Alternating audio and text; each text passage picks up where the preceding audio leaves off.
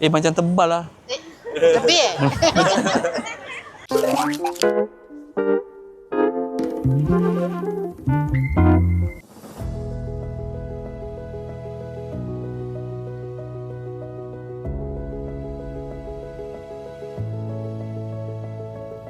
Mat, dia kata nak online. Yang Muhammad kata apa?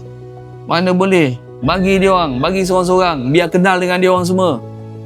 Wakil rakyat mesti kenal dengan penghuni-penghuninya, dengan rakyat-rakyatnya. Jangan tinggal begitu saja.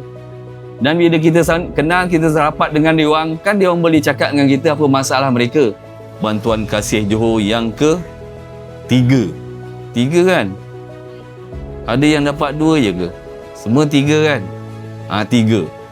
Jadi kerajaan negeri Johor mampu untuk bagi kita sumbangan sebanyak RM200, RM200, RM200.